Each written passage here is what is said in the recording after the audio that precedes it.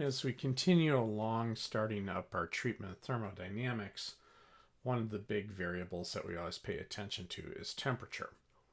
Now, in this presentation, I'm going to be taking a quasi-historical approach. And early thermodynamicists, they knew how to measure temperature, but they didn't know what exactly it was they were measuring. And so our initial definition of temperature will be an operational one.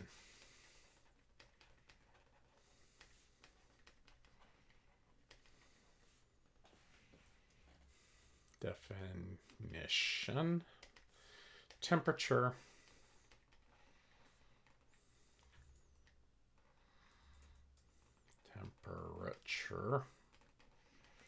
is that thing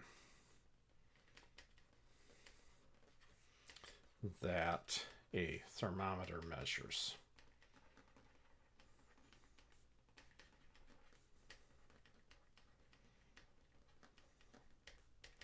Now, in the couple of centuries or so since we've been doing work on this, we do now know what it is that a thermometer measures. It turns out that temperature is directly proportional to the thermal energy, the average thermal energy of the molecules that make up the substance. And so the modern definition with the recent SI revision is actually done by setting Boltzmann's constant to be an exact number to establish that proportionality. However, it's going to take some time to develop things out to the point where we can present that definition. And we have to start somewhere, so this is why I'm starting with the really old-timey definition, where we just say, a thermometer measures something, and if it's hot, you get a big number, and if it's cold, you get a small number, and so forth. Now, one of the things that you're probably aware of is that there are a bunch of different temperature scales. So a good initial question, just for you to pause and ponder on, is what is the point of a temperature scale? Why do we have things like Celsius, Fahrenheit, Kelvin, Rankine, etc.? So pause that and get back with me on that. Okay. And it's just what the point of anything with units is, and that's to facilitate communication. It doesn't matter what number you attach to a particular temperature. As long as everyone agrees on it, you can watch the weather forecast, you can see that it's going to be 30 degrees outside, and you know that you better dress for warm temperatures, right? Unless you're expecting that to be in Fahrenheit, in which case you're looking for your sweatshirt or something like that. Again, it doesn't matter. If it's Celsius, you know to dress in a t-shirt, and if it's Fahrenheit, you know to dress in a sweatshirt, or maybe dig out one of your lighter heavy coats, something like that.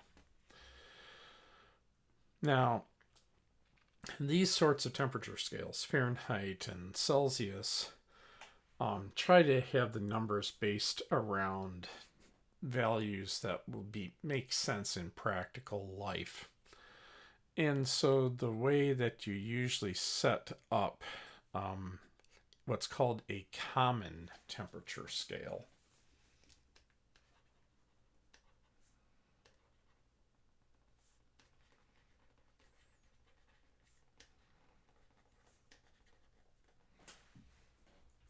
So a common temperature scale is you just go ahead and find some consistent way to put a couple of marks on your thermometer.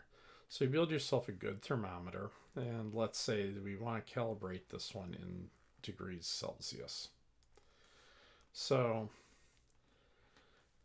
one of the earlier definitions of Celsius, which it's been redefined in light of Kelvin, but the initial idea with the Celsius temperature scale was we just picked one point that we could reproduce pretty readily, the ice point. So this is the temperature where at 1 atmosphere, water simultaneously exists in a solid and liquid phase. This is because if you add heat to the system, all you're doing is doing work to break the bonds that are making it a solid to put into liquid phase. And if you're going the other way around, you're taking heat out of the system, which is, and you're doing that by doing that, it goes into a lower energy state where you are making bonds to put it into a solid. But either way, the temperature doesn't change. So since it's a nice reproducible point, you can go ahead and call that temperature 0 degrees C. And then you could do something like have a boiling point.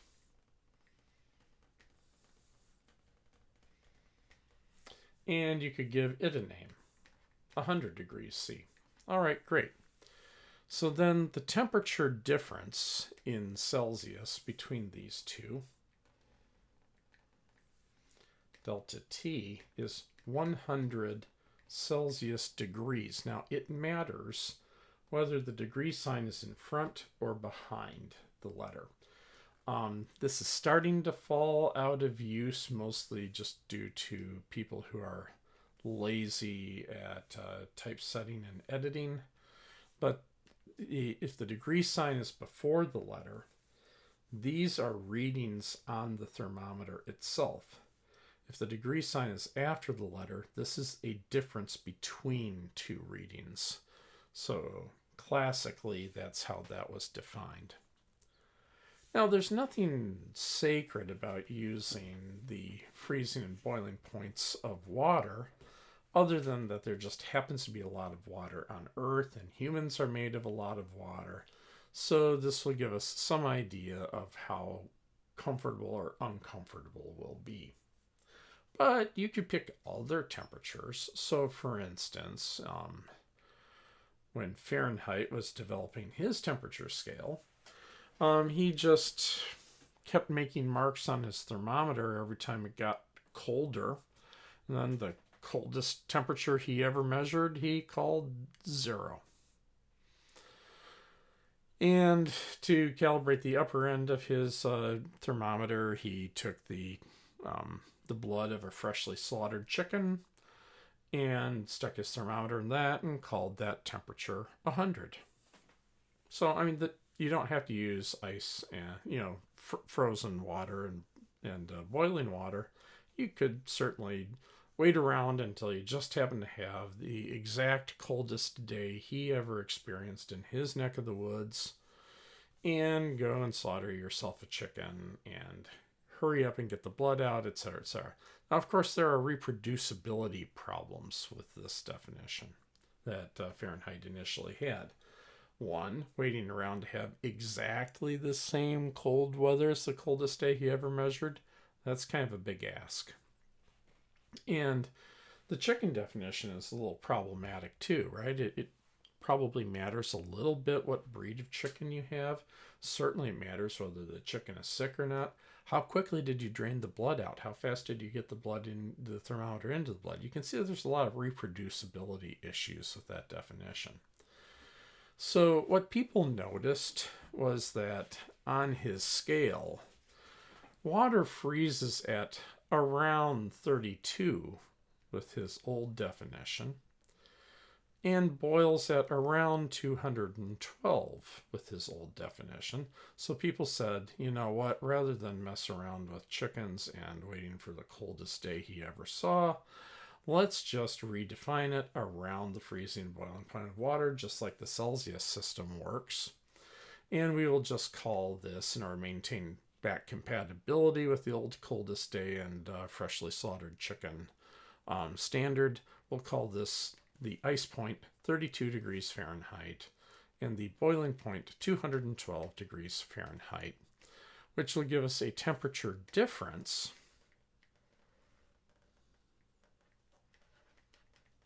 of 180 Fahrenheit degrees between freezing and boiling point of water.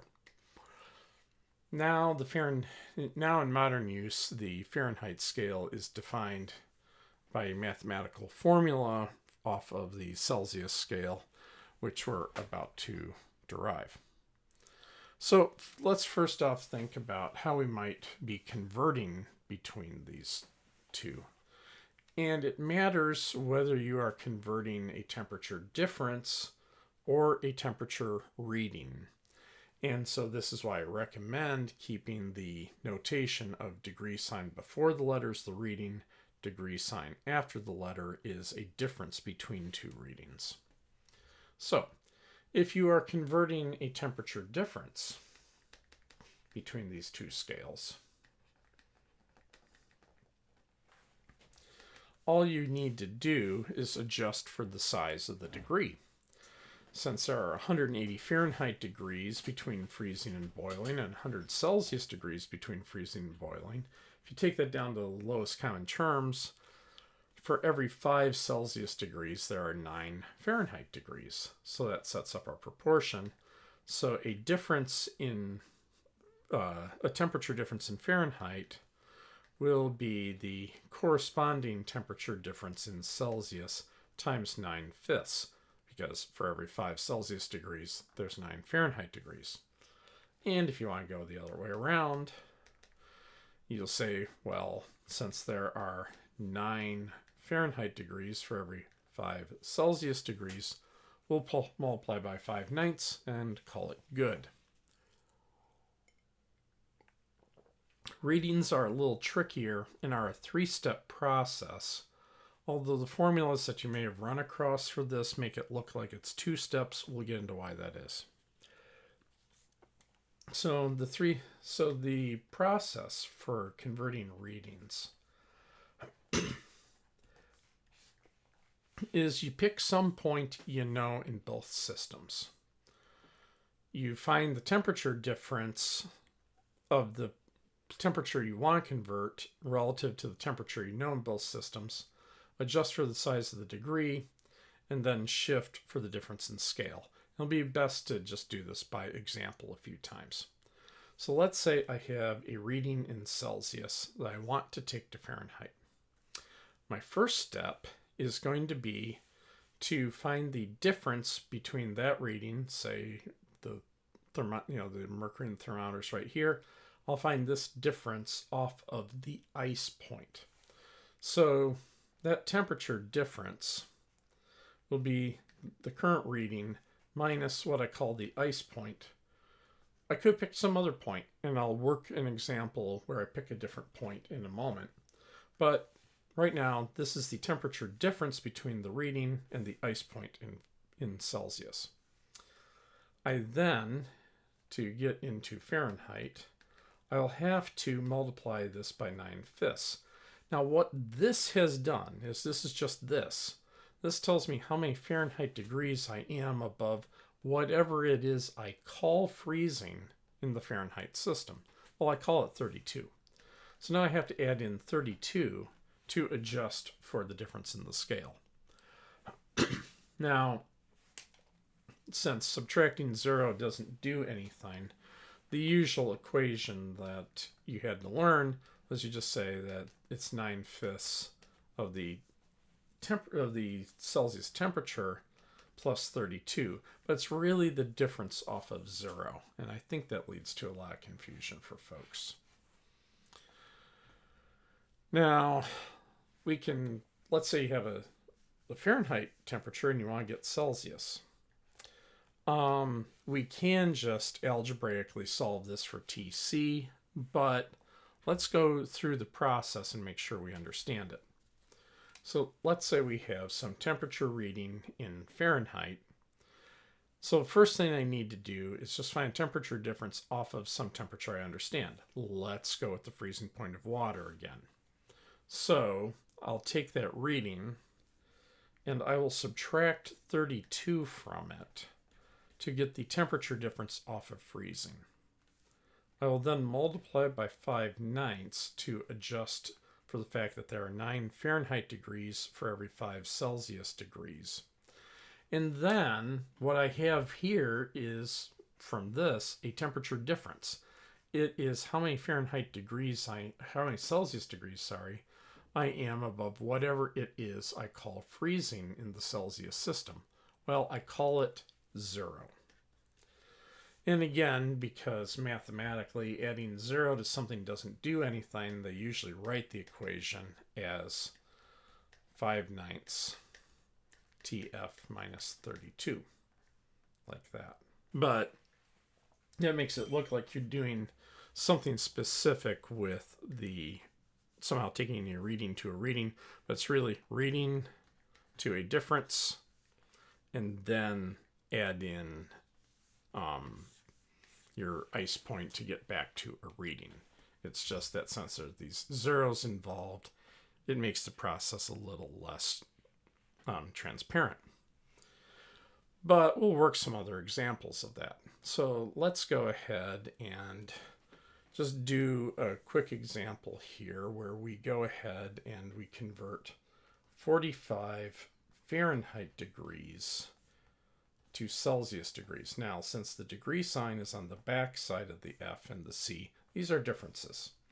So I will be saying that the temperature difference in Celsius is 5/9 of the temperature difference in Fahrenheit to get 5/9 of 45 Fahrenheit degrees is 25 Celsius degrees, like that.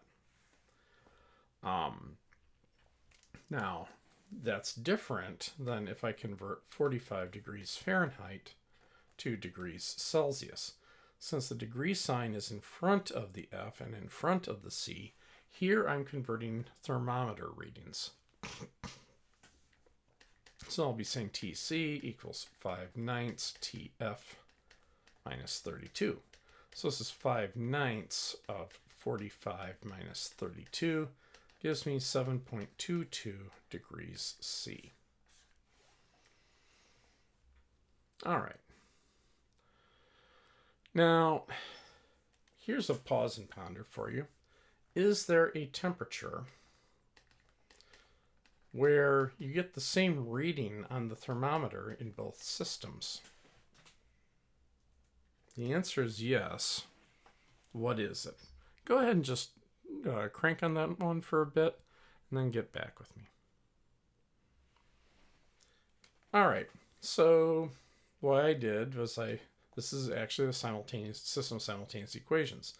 One of the equations is TF equals TC equals T.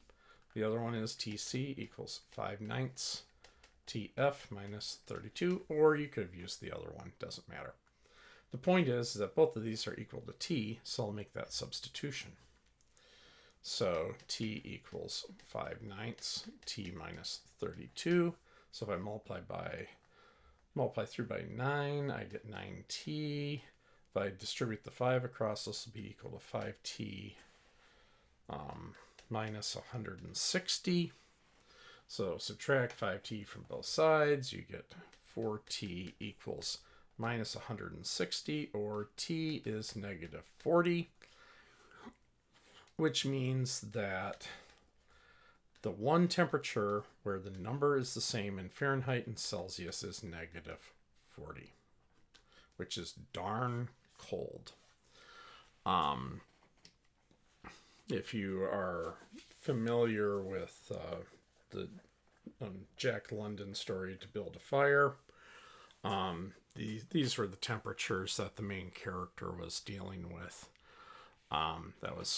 And he knew it was around that temperature, at least according to Jack London, because he spit and his spit froze before it hit the ground. Me, I think I'd sooner be nice and inside and bundled up. However, this may give you a little, if you find yourself getting confused about the order of when do I add and subtract versus multiply, doing the conversions, negative 40 is a number you know, right? And so we could instead create an alternate conversion formula. It'll always give the same answer as what we had before. Say I want a Celsius temperature. What I can do is I can take my Fahrenheit temperature, and now I'm going to subtract negative 40 off of it. This will give me the temperature difference off of negative 40. I can then adjust for the size of the degree, And then once I've done that, that is the temperature difference off of negative 40 in the Celsius system. So I'll have to add negative 40 back in to take the to move from a difference to a reading. Cleaning up the minus signs, we can write this as Tc equals 5/9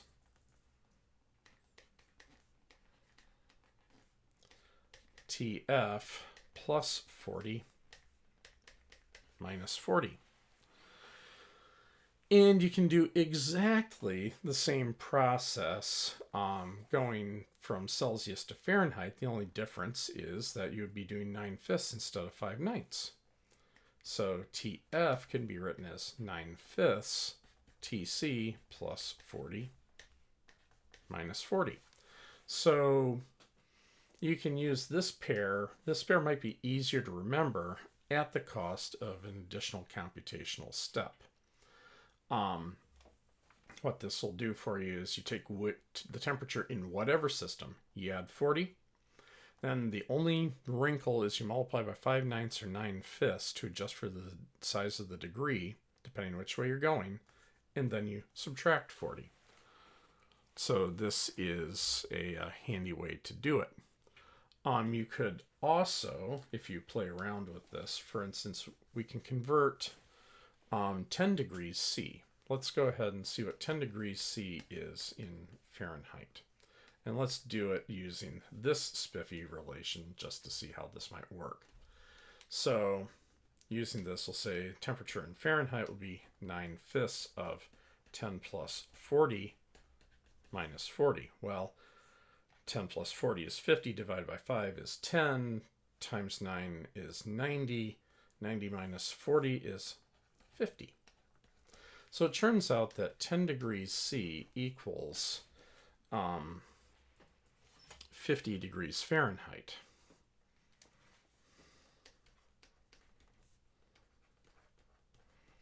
And so this is actually, these are numbers that are are easy to remember numbers that are actually numbers that are in weather where you'll only be wearing, a jacket or something like that. So they're at least workable numbers when trying to look at weather reports. So you could go ahead and create still yet a different scale. Say that you want to convert from Fahrenheit into Celsius. We can use these numbers as what we know. We can say that we'll first take our Fahrenheit temperature, we'll subtract 50, we'll adjust for the size of the degree, and then this gives us the number of Celsius degrees off of 10. And similarly, this will be 9/5. We subtract 10 to get a temperature difference, multiply by 9/5 to adjust for the size of the degree, and then add 50 to get what we call that temperature. This might be another one that's easy to do, mostly because you can kind of cheat it a little bit. For instance, if I need to take a Celsius temperature and go into Fahrenheit, what I can do is basically say that for 9/5 is almost 2.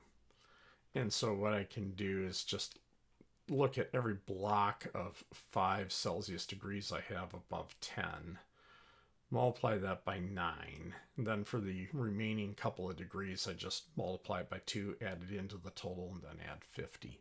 Or the other way around here. So that might even be an easier way to do it. Well, okay, I think we've kind of gotten into the weeds of common temperature scales a little too much, so let's go and start to work towards absolute temperature scales. And to this end, I need to introduce a special type of thermometer called a constant volume gas thermometer.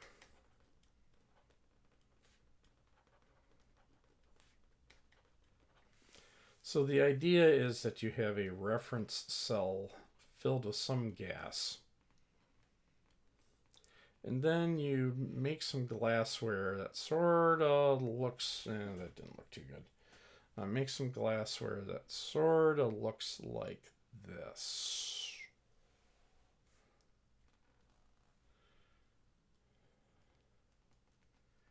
Give me a moment, I'll explain what this little bit is right here.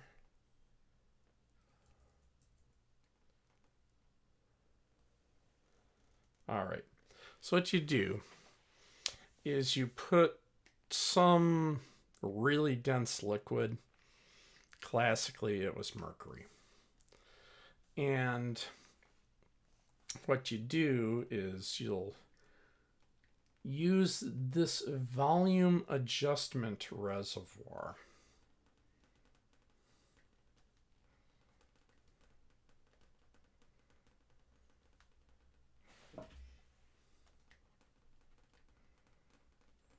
To pipette mercury in or out until it matches up to this reference level here.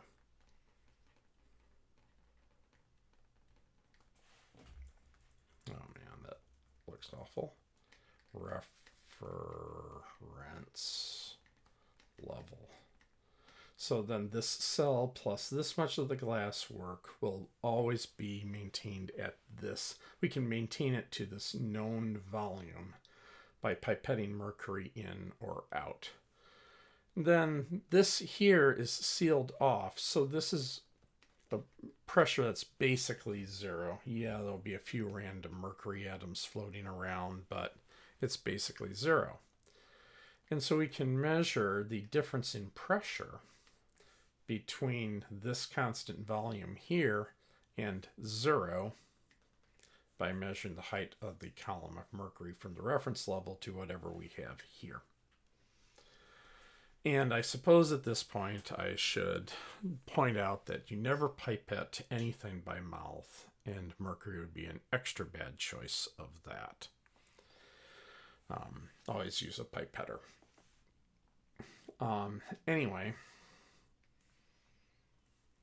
one of the things you'll notice is that if you plot the pressure of the gas as a function of temperature, depending on the density of the gas and not too much else, what you'll find is that as long as the density of the gas isn't too high,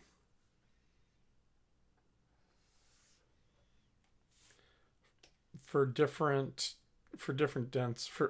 densities of gas, you'll have different linear curves, at least insofar as you can measure them. And so I'm going to point out that as you get these things cold enough, you'll have some sort of a phase change usually. And so you can only take it down so far. And I will indicate that by drawing in breaks here. And maybe it's a little different for the different samples, but the point is that you can follow them all down until the point where they change phase. But you find that all of them are headed to the exact same x-intercept. And this temperature is negative 273.15 degrees C, which we call absolute zero.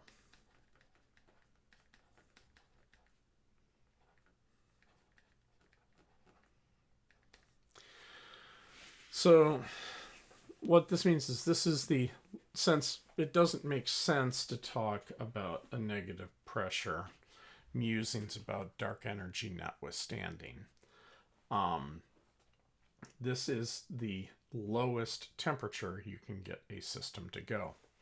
The third law of thermodynamics will say that you can never exactly hit this temperature, but you can get super duper close. And the current world record is within a billionth of a degree of absolute zero. But thermodynamically speaking, it's very convenient for the math. If there is a lowest possible temperature that you can have to set the temperature scale so that 0 is at that lowest possible temperature.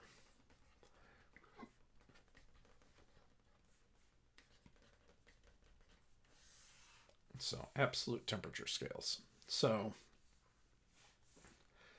the gold standard absolute temperature scale is the Kelvin scale.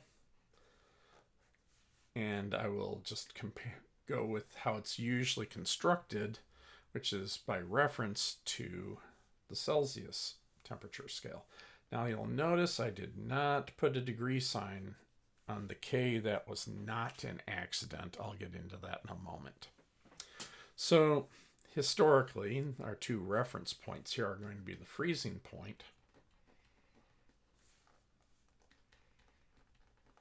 and absolute 0.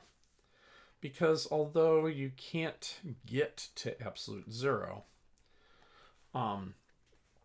you can, by extrapolating these pressure temperature curves down, you can locate it even if you can't make it.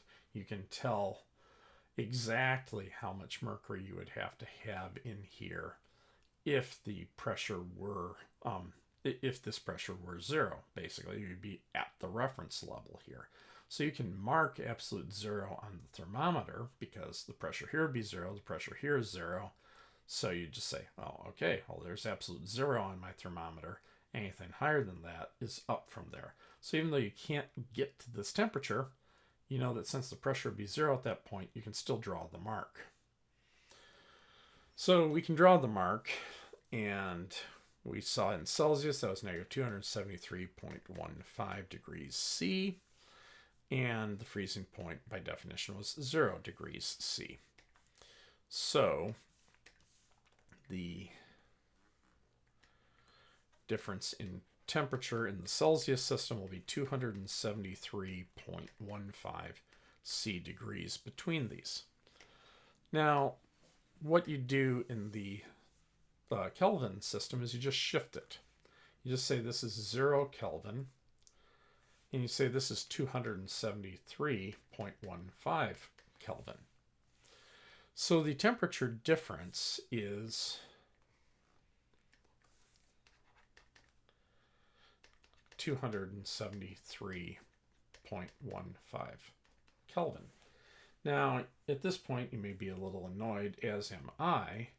I'm wondering, well, where the heck did my degree signs go? Shouldn't I have a degree sign in front of the K here and a degree sign after the K here? And I'll tell you, when I learned my physics in high school, we did exactly that. And then the they and they say decided that there wasn't any point in writing degree signs because it was always clear from context what you meant. I disagree with that assessment, but that is the official rules. So we write a K for both difference and reading. Don't shoot the messenger. But what we've done is these temperature differences are numerically exactly the same. So 1 Kelvin is 1 Celsius degree in temperature difference. So the differences will always be the same by construction. All we've done is shift what we call 0 in order to make all the temperatures positive. So all Kelvin temperatures are the corresponding Celsius temperatures plus 273.15. So let's just do a couple quick examples of that. 90 Kelvin, for instance, into degrees C. Since the degree sign in front of this is in front of the C, we know that we're doing a reading. So this will be TK equals TC plus 273.15. So this will be 90 plus 2. So this means that TC, TK is TC plus 273.15. So this means TC is TK minus 273.15.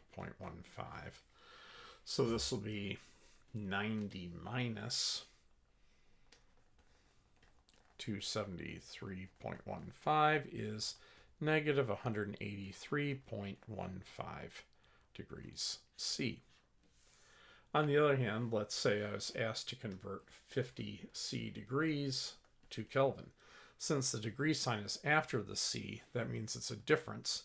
So there we just say the number is the same. Delta TK equals delta TC equals 50 Kelvin. And again, you just have to keep track by context of the problem, whether it's a reading or a difference, because that is the official usage. Just to close out, there is a similar definition for the for Fahrenheit size degrees called Rankine, and it's exactly the same idea. You have the same temperature difference in Rankine versus Fahrenheit degrees, and you do exactly the same thing. It's typically used in engineering, in certain engineering disciplines, but otherwise the scientific community mostly just works in Kelvin for absolute temperature scales. All right, so we'll close this bit out now by finally introducing the 0th law of thermodynamics. And yes, the name sounds weird. Give me a second to explain the name. Give me a second to present it, and then I'll explain the name.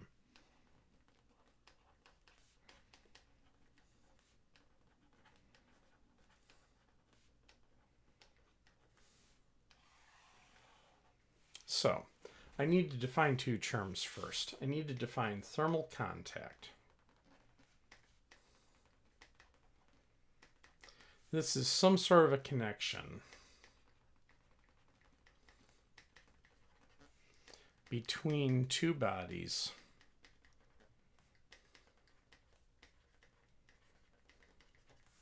that allows a transfer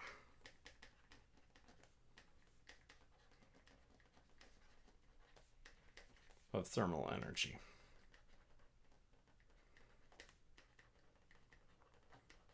Now, usually what we're envisioning here is direct physical contact, but that isn't 100% absolutely required. We could have, for instance, two objects just literally sitting near each other, as long as photons being radiated by one can be absorbed by another. That is a way in which you could transfer thermal energy. So that's why we've got to write this in a little more stilted language, because we have to allow for these possibilities. But usually we're thinking of direct contact. Then I also have to define thermal equilibrium.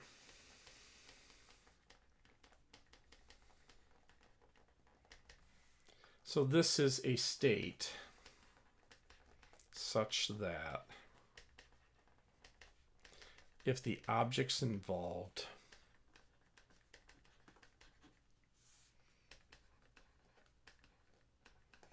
are placed in thermal contact,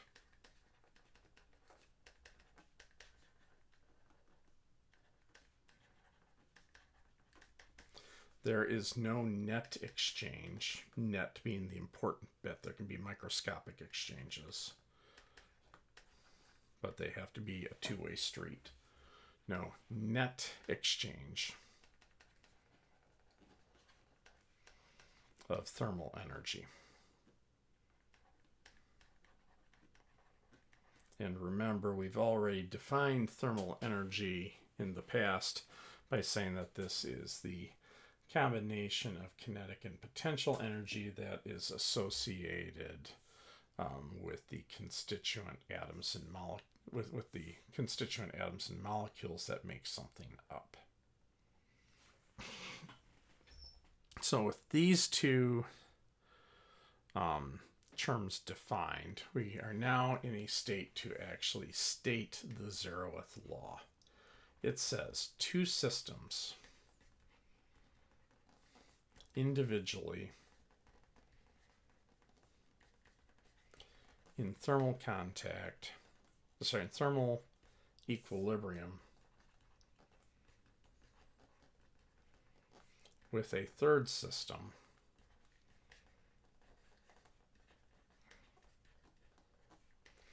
are in thermal equilibrium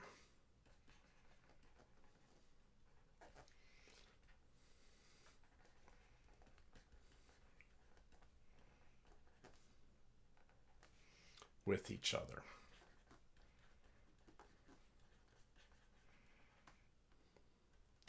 Okay, that's a mouthful. So what is this doing? What this does is this defines, not temperature, believe it or not, but the concept of,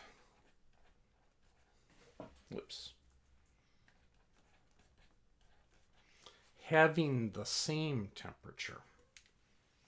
So it doesn't define temperature. It doesn't say what it is. It just says, here's how we know that two things have the same temperature.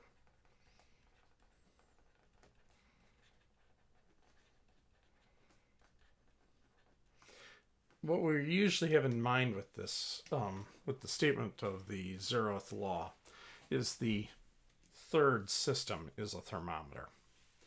So let's go and say I have a glass of water. I go and stick a thermometer in there and it reads 18 degrees C. Okay. So now, how did we get it to read 18 degrees C? It might not have been reading 18 degrees C initially. It might have been a little lower. Well, if it was a little lower, what happened was there was a transfer of thermal energy out from the glass of water and into the alcohol in the thermometer to make the alcohol molecules move around a little more vigorously, causing the volume of the alcohol to expand a bit. But once it's stabilized out, what's happening is any thermal energy that's being transferred from the glass of water into the thermometer, a matching amount is heading back out at basically the same time. So once the level on the thermometer doesn't move anymore, you know that you're in thermal equilibrium with that glass of water.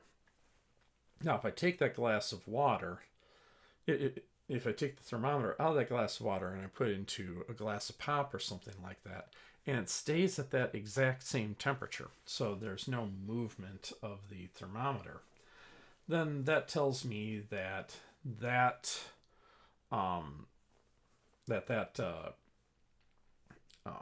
thermometer is in thermal equilibrium with the glass of pop. Now, what the zeroth law guarantees me is that if I then were to take that thermometer out and I were just to put the glass of water and the glass of pop right next to each other in direct contact, although there would be exchanges of thermal energy in both directions, the net exchange would be zero. So there wouldn't be any flow of thermal energy from the water to the pop or the pop to the water. And so this is what we mean by saying that the water and the pop have the same temperature. It's quite a mouthful. Now, what is up with the zeroth law, and why does it have this dorky name of the zeroth law? Well, it turns out that the deal is that in order to prove the first and second laws of thermodynamics, which already had those names, it turned out that you actually had to prove the zeroth law of thermodynamics. So it came to light that this is a thing that needed to be done first, and since it had a higher priority than the first and second laws, since the first and second laws actually depend on the zeroth law, they picked a law number that was lower than 1 and 2, so 0. Now, fortunately, I'm pretty sure we're done here, but I really hope that nobody ever finds some flaw in the proof of the zeroth law, such that we then have to state a negative first law of thermodynamics, because, or at the very least, I hope that I am well and truly retired when that happens, because I really don't want to think about it. There is also a third law of thermodynamics, and we will get to that in turn as well. Alrighty then. So with that, we will go ahead and start to think about ideal gases and some thermodynamic processes. Catch you over in the next video.